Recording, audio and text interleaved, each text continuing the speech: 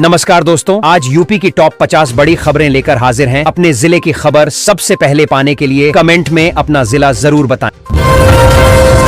महाकुंभ आयोजन के चलते संगम नगरी में माघ महीने के दौरान जीएसटी कलेक्शन ने नया रिकॉर्ड बनाया। जनवरी की तुलना में माघ में व्यापार, होटल, ट्रांसपोर्ट और अस्थायी दुकानों से ज्यादा टैक्स जमा हुआ। श्रद्धालुओं की भारी भीड़ से स्थानीय कारोबार को जबरदस्त फायदा मिला और शहर की अर्थव्यवस्था ने सबको चौंका दिया।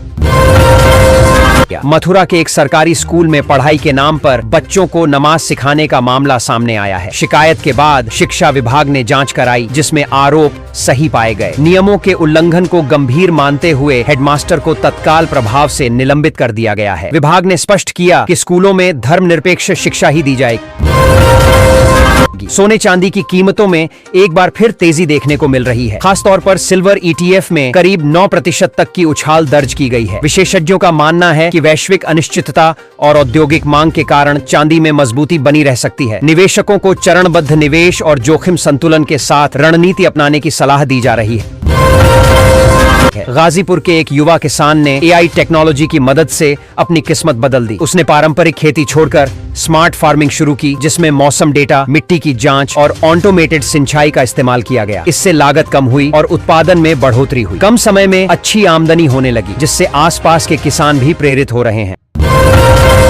किसानों के लिए सरकार ने बड़ी सौगात दी है। अब सिंचाई के लिए सोलर पंप 80% सब्सिडी पर उपलब्ध कराए जाएंगे। इस योजना का उद्देश्य डीजल और बिजली पर निर्भरता कम करना है। किसान ऑनलाइन आवेदन कर सकते हैं। पात्र किसानों को अनुदान का लाभ मिलेगा, जिससे खेती की लागत घटेगी और आय में बढ़ोतरी होगी।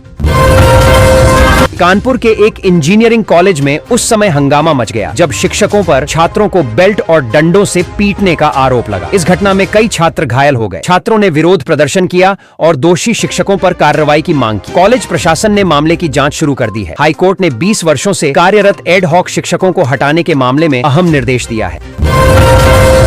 अदालत ने विद्यापीठ को आदेश दिया कि किसी भी शिक्षक को हटाने से पहले ठोस कारण और उचित प्रक्रिया अपनाई जाए। कोर्ट ने कहा कि लंबे समय से सेवा दे रहे शिक्षकों के अधिकारों की अनदेखी नहीं की जा सकती। प्रदेश की विधानसभा का बजट सत्र 9 फरवरी से 20 फरवरी तक आयोजित किया जाएगा। 11 फरवरी को राज्य सरकार अपना बजट पेश करेगी। सत्र के दौरान कई अहम विधेयकों और विकास से जुड़े मुद्दों पर चर्चा होगी। विपक्ष सरकार से महंगाई, रोजगार और कानून व्यवस्था जैसे मुद्दों पर जवाब मांग सकता है। बारिश के बाद चली पछुआ हवाओं से प्रदेश में ठंड बढ़ गई है। कई जिलों में घना कोहरा छाया रहा और कुछ जगहों पर हल्की बारिश दर्ज की गई। मौसम विभाग ने चेतावनी जारी करते हुए कहा है कि आने वाले दिनों में तापमान और गिर सकता है। लोगों को सतर्क रहने की सलाह दी गई है। 20 साल से कार्यरत एड हॉक प्रवक्ताओं को हटाने के मुद्दे पर अदालत ने स्पष्ट टिप्पणी की है। कोर्ट ने कहा कि बिना ठोस आधार और नियमों का पालन किए ऐसे शिक्षकों को हटाना गलत है। लंबे समय तक सेवा देना उनके पक्ष में एक मजबूत आधार है, जिसे नजरअंदाज नहीं किया जा सकता। मुख्यमंत्री योगी आदित्यनाथ द्वारा पुलिस को गोली चलाने की छूट देने के बयान पर विपक्ष ने सवाल खड़े किए हैं। विपक्ष का आरोप है कि इससे पुलिस को खुली छूट मिलेगी। जवाब में सीएम ने कहा कि यह आदेश केवल आत्मरक्षा और कानून व्यवस्था बनाए रखने के लिए है, किसी निर्दोष के खिलाफ नहीं।